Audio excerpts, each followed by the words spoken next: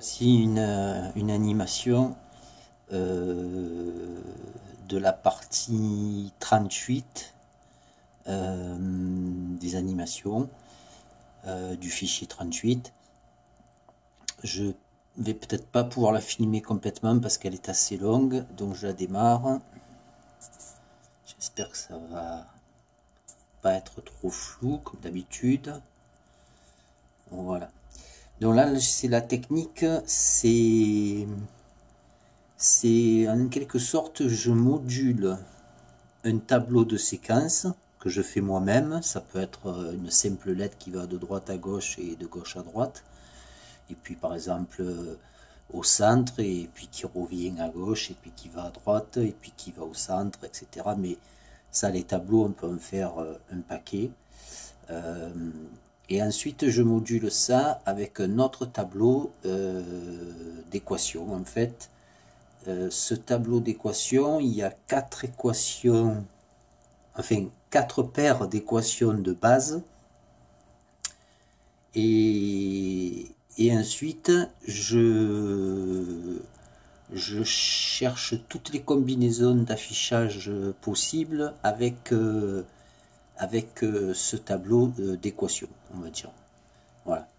Donc en fait, le tableau, ce sont juste le tableau d'équations, ce sont juste des numéros.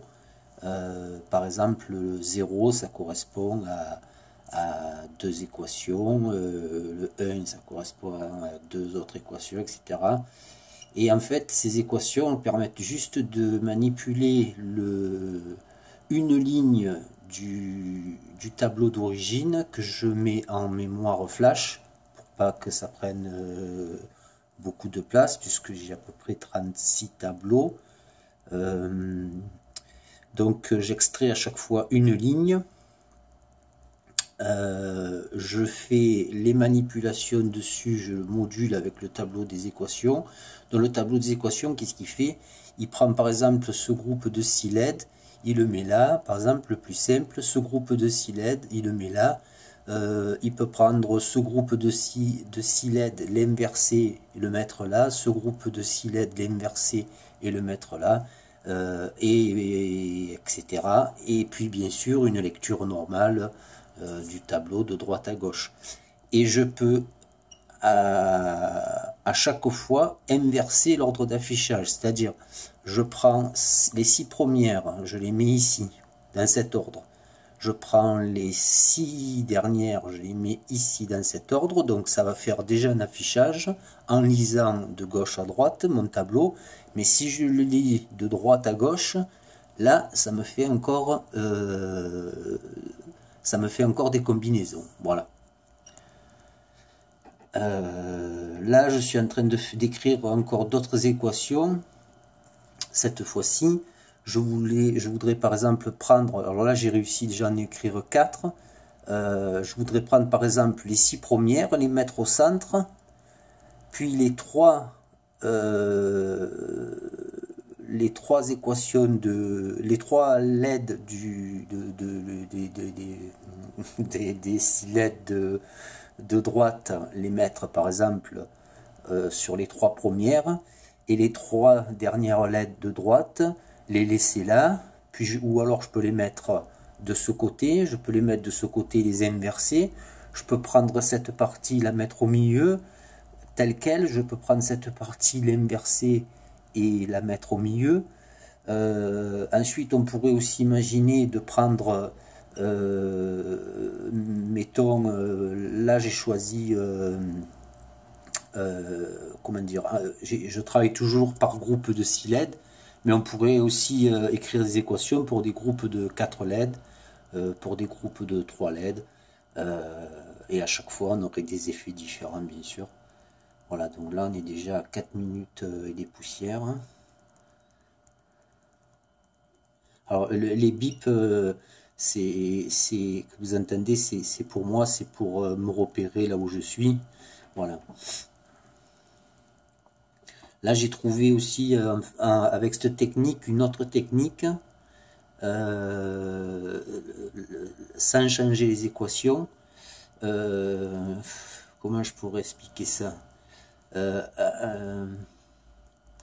Là, à chaque ligne du tableau, j'applique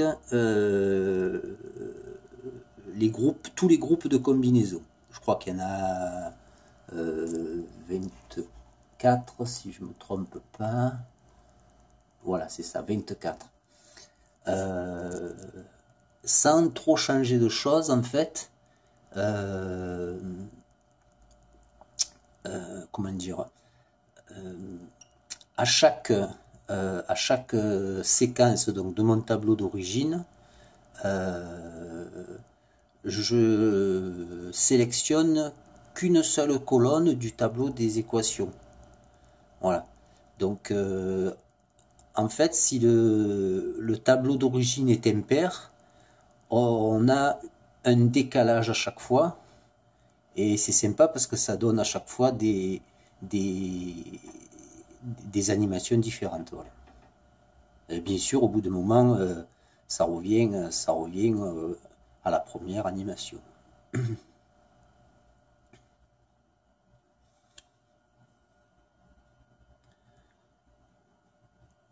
On peut aussi, bien sûr, accélérer, ralentir.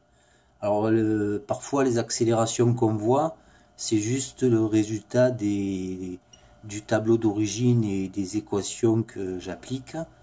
Mais je peux aussi contrôler moi-même la vitesse, bien sûr. Alors là, en fait, elle est fixe entre chaque groupe de séquences, on va dire. Mais je pourrais la faire varier linéairement. Bon, ça, je sais faire, il n'y a pas de problème. Je pourrais faire varier aussi à chaque changement de LED, puisque là je fais à la fin de chaque séquence, on va dire. Je pourrais aussi faire une variation exponentielle ou logarithmique.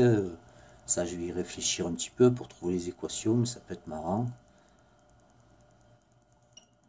Alors, je ne sais pas si on a entendu le bip bip, un bip long, je veux dire, mais quand il y a le bip long, ça veut dire que c'est terminé et puis ça recommence. Là, la vidéo le fait 7:40. Je vais mettre une plombe pour la téléverser sur YouTube, parce que j'ai pas la fibre.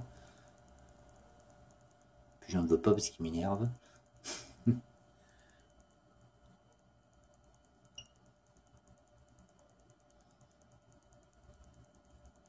Bon là, comme d'habitude, en réalité, c'est nettement mieux que ça. Là, je vais essayer de voir si je peux pas faire le... Bof, j'ai fait le point sur l'afficheur OLED, mais... dans le programme, après, là, elle est dans un programme où je teste les animations, mais elle est déjà intégrée dans le fichier 38. Et bien sûr, dans le fichier, après, une fois que c'est intégré, je peux avancer, reculer pour changer l'animation. Et j'ai un mode automatique où j'appuie dessus et les équations, et n'importe quoi. Et les animations s'enchaînent. Voilà. Alors, le seul inconvénient de cette technique-là, c'est qu'elle prend assez de place. J'avais fait à peu près la même chose, mais bon, j'ai changé les équations en travaillant directement avec les ports. Et là, par exemple, dans le fichier 38, je peux caser à peu près 11 animations. En travaillant directement avec les ports, je pouvais en caser facilement. Alors, tout dépend du tableau d'origine, mais je pouvais en caser facilement une vingtaine, quoi, voire 25, je crois. Et je crois même que 25, c'est pas le plus que je suis arrivé à caser. Voilà. Mais bon, si je voulais changer un petit peu de technique. Bon, ben voilà, je vais couper parce que je crois que j'ai pas entendu le bip long qui veut dire que l'animation est terminée. Voilà, ben j'en ferai d'autres de toute façon. Parce que j'ai pas fini. Ça c'est ma récréation. J'ai pas fini d'explorer ça. Bon, je fais quand je peux et et j'avance petit à petit, voilà. Voilà.